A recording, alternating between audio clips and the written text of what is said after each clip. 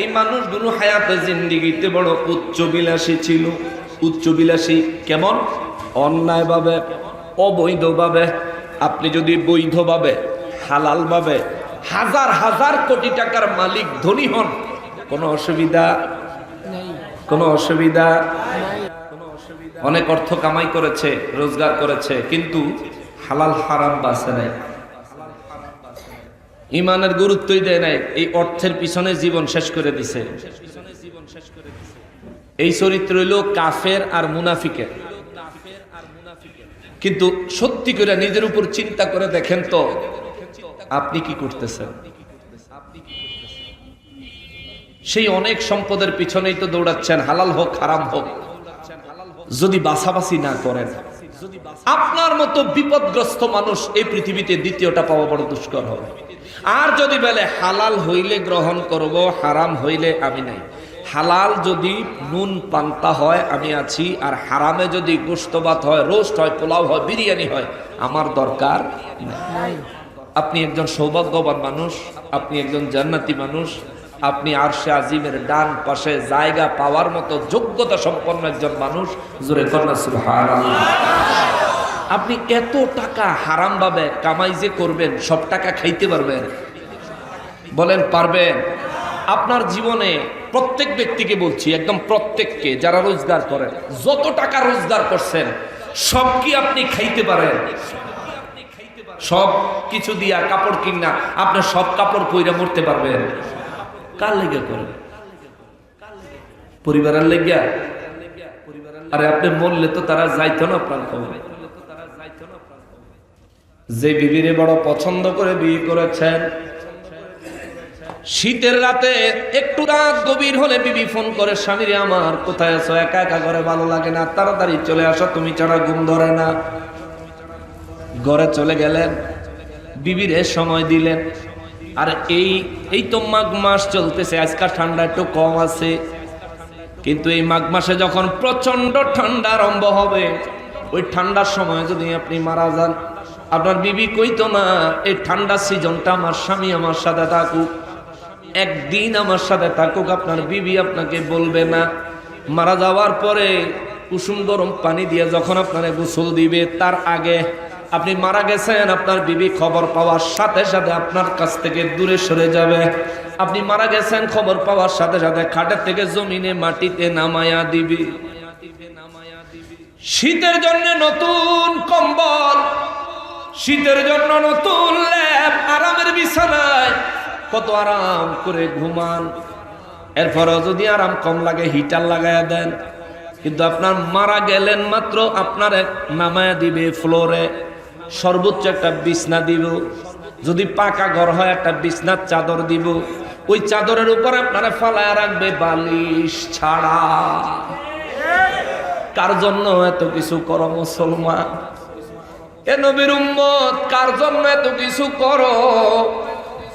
কার জন্য এত কিছু করো? এখানে আইসা কি একটু স্বার্থপর হইতে পারো না? এই জায়গায় এসে কি একটু স্বার্থপর হইতে পারো না? আরে নিজের অবস্থা বুঝা কাজ করো, যেই কাজ তোমাকে আখেরাতে আযাব ও গজবে নিক্ষেপ করবে, এমন কাজ তুমি বর্জন করো, যেই কাজ আখেরাতে তোমারে নাজাত দিবে। এই কাজ তুমি তোমার জীবন ভরা করো, জীবন ভরা করো, জীবন ভরা করো। এতে যদি বিবি খুশি হয় হইব, যদি খুশি না হয় না হইব। সন্তান যদি খুশি হয় হবে, সন্তান যদি খুশি না হয় না হবে। একটা জবাব দিবেন, আমি যেদিন কবরে যাবো, ফেরেশতারা আমার কবরে যখন আমার তিনটা প্রশ্ন করার জন্য দুইজন ফেরেশতা কবরে আসবে, আমার লগে কবরে এই পর্যন্ত তুই থাকবি নি? জিজ্ঞেস করবেন, বিবি তুই থাকবি? থাকতি না। এ সন্তান তুই থাকবি নি? কইব না বাবা আমিও থাকতে পারবো না।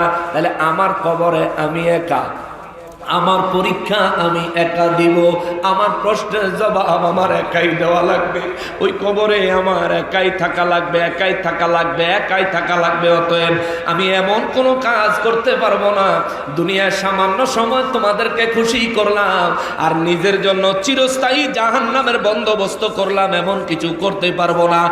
এইরকম স্বার্থপর একটু হয়ে যান, এইরকম একটু স্বার্থপর হয়ে দুনিয়া থেকে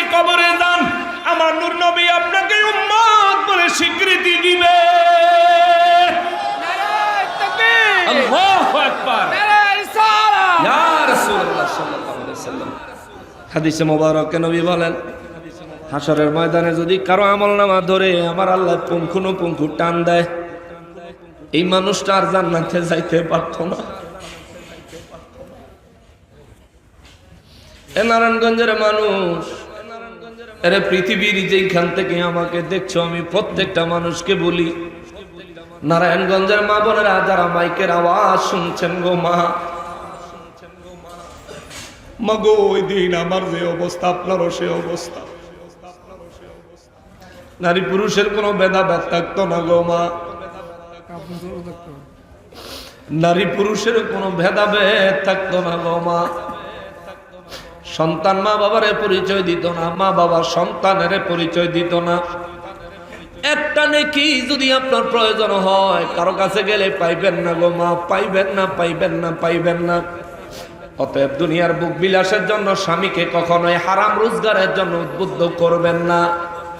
দুনিয়ার বুক বিলাস যদি আপনি কম পান, ও মা আপনাকে বলবো, আপনি রবের দরবারে 2 রাকাত নামাজে দাঁড়ায় যাবেন, নামাজ পড়ে রবের দরবারে 2টা হাত বাড়ায় দিয়া কইবেন, আল্লাহ এই জিনিসটা আমার বড় মনে চায়, কিন্তু আমার স্বামী এটা রোজগার হালাল ভাবে রোজগার করার ক্ষমতা রাখে না, বিদায় রে মালিক আমি এই জিনিসটা আমার স্বামীর কাছে চাইলাম না, আবদার করলাম না, ও আমার মালিক এই আশা পূরণ না হওয়া বিষয়টা তোমার দরবারে কবুল করো আমার আল্লাহ।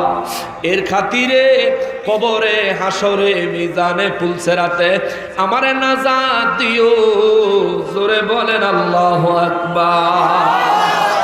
এবং মা এইভাবে রবের দরবারে নিজের জীবনের টুকটাক বিষয়গুলো উসিলা হিসেবে জমা দিবেন, কেননা আমার আল্লাহ কোরআনুল কারীমে বলছেন, ওয়াবতাগু ইলাইহিল ওয়াসিলা। আওয়াজ করে বলেন আল্লাহু আকবার। আল্লাহ কয় উম্মতে মুহাম্মাদিরা রে,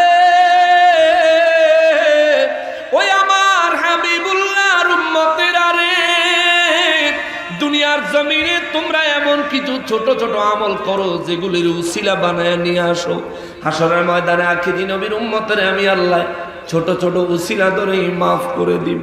সুবহানাল্লাহ।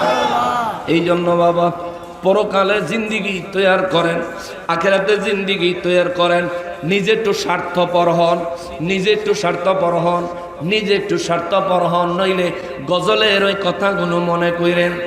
কঠিন ওই হাসর মাঠে ভেবে দেখো কি হবে, আপন বলে কাউকে পাবি না,